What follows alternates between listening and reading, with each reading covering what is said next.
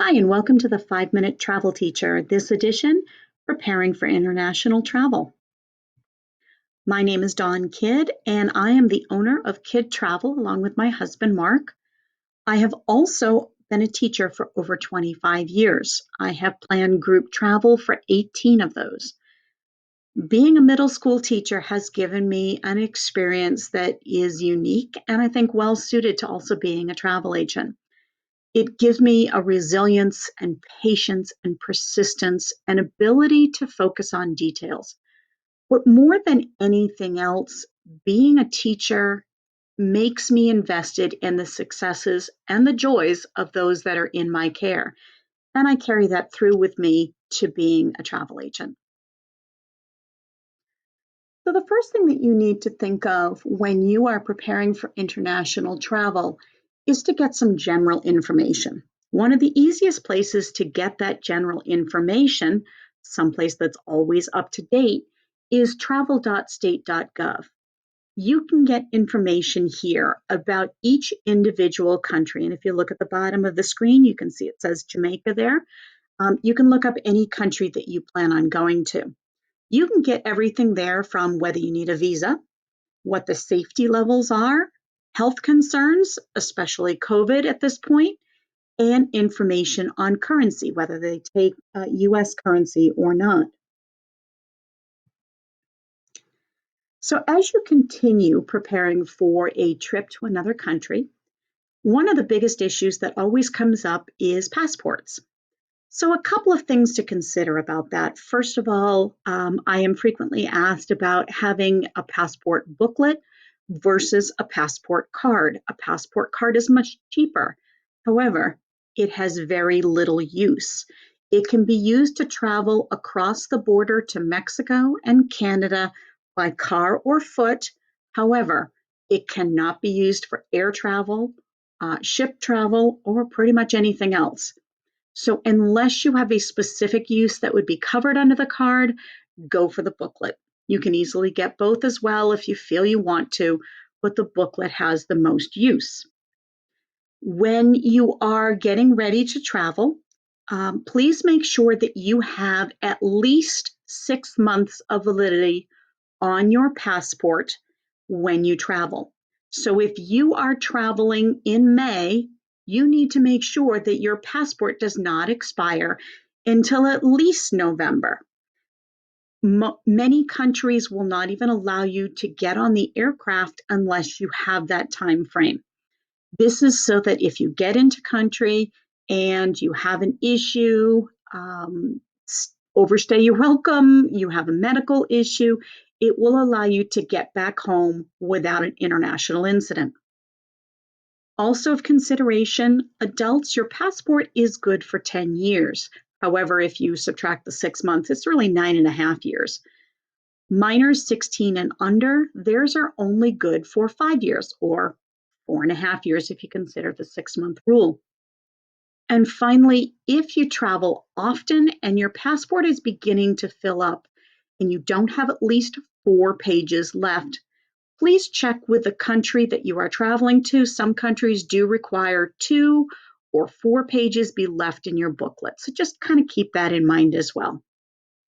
Visas, which I had mentioned, if you find out that the country that you are traveling to needs a visa. By the way, Caribbean countries, the most of Europe do not require a visa. However, if you're traveling to, say, Kenya or Saudi Arabia, you will need a visa. So keep that in mind. There are many reputable sites to get those visas from. If you need that information, please contact me or go through the government website that I had given you or call your other favorite local travel agent. The next thing to consider if you are traveling with children, anybody under the age of 18, you should have a minor's consent form. And what I mean by this is if you are, say, a mother traveling with your 2 children on vacation and dad has to stay home, you need documentation that you have permission from the father to take those children out of country. And I know that seems very strange to many of us, but they want to make sure that you are not taking off to another country with the children.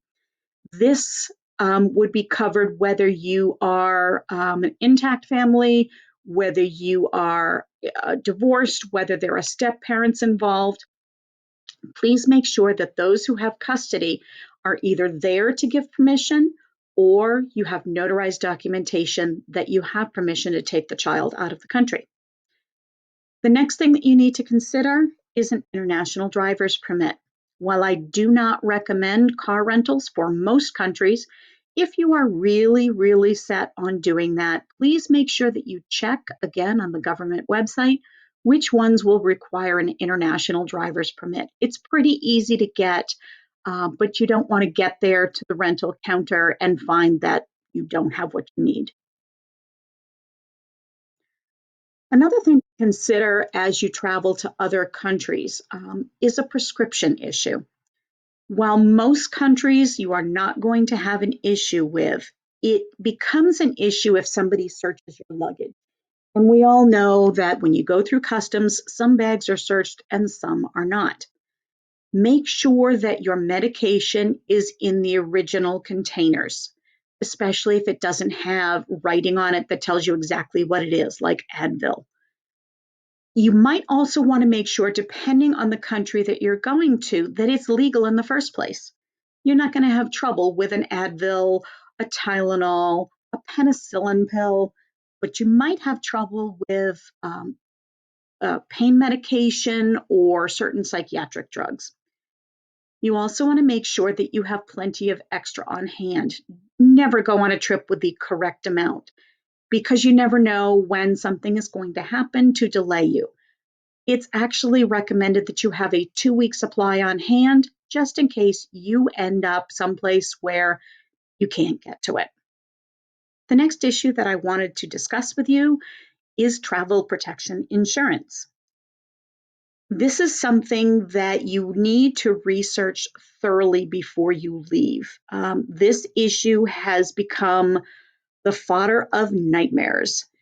If you go to another country and you have a medical issue and you have Medicare or Medicaid, you are not covered at all in another country, which means if you end up in the ER, even for a few hours, you could end up with tens of thousands worth of dollars of medical bills that your insurance will not take care of. Even regular commercial insurance, I have Blue Cross, they will cover me for out of network when I am out of the country, which can mean 20 to 40% of the bills I would have to pay myself. That can get extremely expensive, especially if you are admitted. Some people will say to me, well, I have health insurance and I've also got a credit card and my credit card covers me. You may want to check. Most credit cards, when they do cover you, will cover you for things that you have purchased on the credit card, such as your airline tickets or your cruise ticket or your reservation at the hotel. Be careful. Most of them are not going to cover medical, evacuation, etc. So elements that you want to look for when you are looking to see how well you are protected. Are you protected for lost baggage, whether it's permanently lost or delayed by a day, and you have to spend money to take care of things over, the short term? Does it cover you for a trip delay? If your flight is canceled and you need to stay an extra night at a hotel, is that covered? Trip cancellation. If the company goes bankrupt, if there is a hurricane or tornado, a snowstorm that completely cancels your trip, are you covered? Are you covered for medical care? And how much are you covered for? $5,000 is not going to get you very far. Are you covered for emergency evacuations? For example, if you're on a cruise ship and you're out in the middle of the Caribbean and you have a heart condition, you have to be pulled off the ship. That can be $30,000 to $50,000 minimum. That is not something that your health insurance will cover. They will cover about the equivalent of what an ambulance ride would be. So please make sure you have checked all those boxes. If you feel you're covered, that is your choice. We offer travel protection at Kid Travel, but I'm not an expert and I do not sell. So please make sure that you know what you're doing. We will offer you all of the documentation if you purchase it. There are a few other things that you might want to consider as you're preparing to travel to another country. One of them is certain government programs that exist. For example, there's the STEP program, the Smart Traveler Enrollment Planner. And basically, this is a way for you to let the government know, hey, listen, I'm spending a week in France or I'm spending a month in China. Here's where I'm going to be. And if there's a problem, come get me. If you're going to Mexico for 2 or 3 days or you're on a cruise, certainly it's not going to become a big issue. But again, especially if the country may have some health issues, civil unrest, etc., this would be a very smart step. The next two things are TSA PreCheck and Global Entry. TSA PreCheck is nice, but it's a convenience thing. This is the line that you can get into in the airport that allows you not to have to take off your shoes and your belt and remove your laptop. It is a nice thing. Global Entry, on the other hand, will whisk you through customs. If you're going to be traveling out of the country at least every year, or maybe even 2 or 3 times a year, this is absolutely a good thing to look into. It's $100 every 5 years, as you can see over there on the right, and it will take care of you, getting you through. It's pretty easy to do. The application process, though, takes a little bit simply because you do need an appointment so that they can go over a few things with you, and we can make sure that you're not somebody that can't be trusted. Once you do that, however, it covers you for 5 years, and it also includes TSA PreCheck. You always need to plan for the unexpected as well. When you leave the country, please make sure that you leave copies of all of your documentation with a friend or a family member. That includes the minor forms, visas, anything that you might have, somebody that you know that you can get a hold of if you need to. This includes color copies of your passport. As a travel agent, I request them of all of my international clients. It's a choice that they make. But the thing that I can do for them, if there's a problem, if they lose their passport, then I can forward that color copy on to the consulate in that country and help you out. This can save a lot of headache and a lot of time. Please make sure that you know the location of resources, whether that's the local hospital or where another airport can be, for evacuation purposes and for health and safety purposes. You also need to think about communication. If the unexpected happens, if disaster strikes, how are you going to communicate with people back home? Cell phone towers are great, and in most countries there isn't an issue. However, in the lack of electricity or in the case of an earthquake, you may not be able to communicate in that manner. What other manner can you use? Think about social media, getting information through somebody that you know in the country. Just start to think about those things.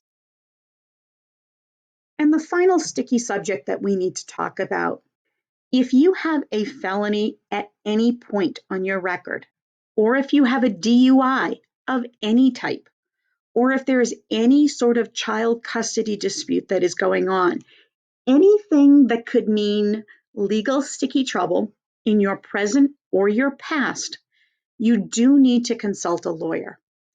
There are plenty of people that I have heard of that have gone back and forth over the Canadian border with a DUI 4, 5, 6 times, and suddenly the seventh time there's an issue. Again, it's just how well each particular border agent checks things. However, if they do check things and you can't get in, that could really ruin a vacation, or it could cause you lots of trouble if you can't get back into the US. So please consider those factors and make sure that you have the correct information. That is not something a travel agent can or will do. However, For everything else, please call your favorite travel agent. It doesn't need to be me. It'll hurt my feelings a little bit, but not too much. Make sure you have somebody in your corner, not only to help you plan your trip, but to give you advice when things don't go well.